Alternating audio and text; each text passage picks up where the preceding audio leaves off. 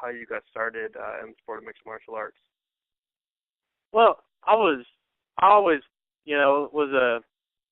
one of those tough guys or whatever in school and stuff. So me and my buddy, we're walking around in Pigeon Forge, and there was a local fight, and this was before you had to have blood work or anything. And it just had a number on it, and I called it, and it was Jay Manigello. He was one of the fighters around here, and I just weighed in the next day and had my first fight and fell in love with it. And then after that, I was looking for places to train. I went to South Carolina and trained some kickboxing a little, and then I ended up meeting up with Gene at the Fit Factory, and since then, he built me up, and I kept winning, and so I just stayed with it. And talk about how you got your nickname, which is the Spoiler. Actually, one of the announcers at a show gave me that because they kept giving me fights at a town and stuff, and I'd go out there, and me not knowing that I was supposed to lose, and I go out there and I'd just beat these guys, and they thought I had no chance of winning. So we'd go out there, and it'd be like for the state title or something, and they'd hate our gym or whatever because Gene ran his own promotion, and so I'd go out there and I'd beat them every time, and there's one after another fights that I wasn't supposed to win, I won. And so one day I was coming out to the ring, and they're like, "The Spoiler." I'm like, "That's pretty cool. I like it." And obviously that fits very well. I know you've had a lot of fights up in the Ohio area in WFS, and now coming to Pittsburgh, so I still have the opportunity to play Spoiler. Yeah. That's the plan, man. I always go out into a fight, hoping to be the Spoiler. I mean, sometimes it don't work out, but most of the time it works out, So I like. And I've noticed you've competed as low as 135 pounds, and then I noticed I've also seen you compete at 150 pounds. This fight's at 145. What weight do you feel most comfortable competing at? Well, I fought as an amateur.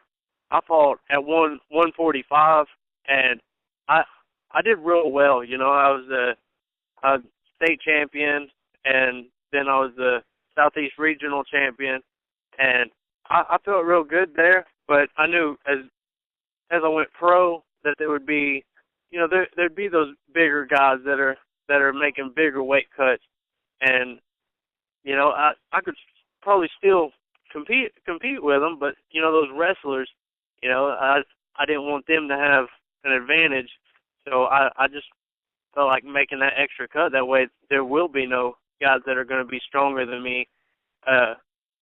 So I compete better. I think at 135 and 145, I'm a pretty decent 145 and a really big 135. So 135, I like it, because I'm the stronger guy in the cage. But 145 is a much easier cut. Definitely, 135 kills me. And 6 of your 7 fights as a pro have gone to decision. What do you say to the doubters who may think that that means that you're not a finisher? Well, the way I look at it is I got 15 minutes. I mean, when I go out there to fight, I keep that in mind. I'm not going out there and looking to just kill this guy the first round. The first round, I'll fill him out normally, and then go from there, and I'll just keep picking up the pace. As they fade, I pick up the pace, and I fight guys that are close to my level. I mean, I don't think I've been fed any bums. I fought pretty good guys, and so I mean, as a pro, you don't finish a whole lot of guys, when you're fighting up at your level. But I mean, if somebody messes up, I'll catch him, and that's I'd rather win the fight than be the guy that messes up, you know. So Right. I don't really care what if anybody says, oh, you're not a finisher, you're not a finisher. Well, the second somebody messes up, they're gonna get finished, you know. Right. That's the way I feel about it. And probably the fight that people around here have seen, that most people around here have of yours that people have seen, was your loss to Antonio Castillo. What did you learn from that loss? To be honest, I went in there. I didn't have my coach with me, so I was talking to him on the phone, and he said, get out there and just get to him hard. And I trained for that fight, you know, with the top wrestler here in town, and I was so ready for that fight. And I went in there, and as soon as I threw a stiff jab, he caught me, and I don't remember. If he would have stood with me, he'd have finished me. I don't remember that whole fight. I believe I had a concussion. And so that first hit, I threw that jab, he kicked my lead leg, and I dropped my jab hand. He hit me with the right hand, and I don't remember the whole fight until the end. I couldn't even remember my manager's name. I was, you know, at the end of the fight, I don't know how I survived. If he just stood, he would have finished me. But it was just one of those things. You get called. I mean, it's a fight, but you know, it's just one of the things. I just had to bear a loss, and you know, I really didn't know what happened because I knew I didn't remember anything. I didn't know if it was nerves that got to me, but then I realized, you know, as they were talking, as my corners and everything was telling me, man, you know, you wasn't acting right. You were staring right through me. You didn't in the corner. You know, I just get up and just stand there when they said fight. I wasn't fighting like me. So it was just one of the things I got caught at. I just got to deal with the loss. Just taking a loss, it drove me to get better. It's like it's not going to happen again. It's not going to happen again. So right, because that was your first loss, and you had gone through 10 fights, including your amateur and pro career. Do you feel like that was really a turning point in your career, you know, in terms of actually learning how to deal with losing? Yeah. I think it helped.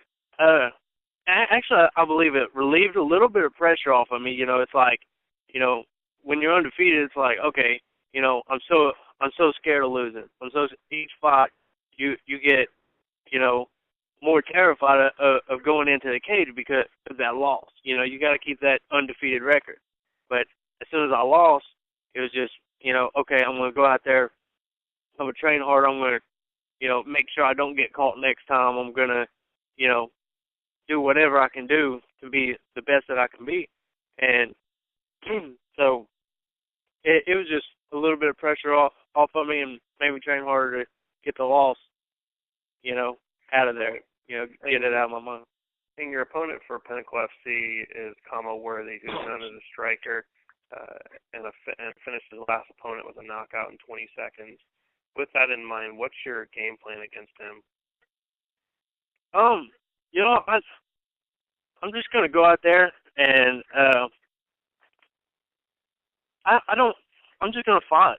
To be honest, I'm just gonna go out there and, you know, do whatever he pushes me to do. If I go out there and I'm winning the striking, you know, I'm gonna keep it standing. If he's beating me striking, I'm gonna take him down. And I'm just gonna go out there and fight, and whatever happens, and just let my instincts take over. You know, I'm gonna have my coach in the corner. If he sees something, I believe it'll be a good hard fight. And but I think I'm gonna be able to push it in any direction that it goes. I think I'll be fine on the feet. I think I'll be fine on the ground. I think I'll be fine up against the cage. And I mean, I see me no matter where it goes. You know, that I always see me winning. You know. Okay. And you know, with that in mind, you know, you said you think you're going to win. Do you have a prediction for the fight of how you think you're going to win? Like I said, no real, prediction. I mean, it's like I just feel I'm confident in myself, and I saw him. He's got dropped a couple of times. I think everybody's got a puncher's chance. I can go in there, throw something, drop him. I'm confident on the ground. There's a good chance of me getting a submission on him. And I feel good with my wrestling, so I may take him down and pound him out, and it all depends on, what he does. If he's gotten better since his last fight. But, no real predictions because, I mean, I can finish him either way it goes. But I feel confident in myself. I know it's going to be a tough fight, and he's a respectable fighter. He's got a good record, and so. But I feel real confident and walking away with a win. All right, and thank you very much for joining me today. And be sure to check out Anthony Morgan from Tennessee in the co-main event at Pinnacle Fighting Championships number 7, May 24th in Pittsburgh, Pennsylvania, when he takes on Kama the Death Star Worthy.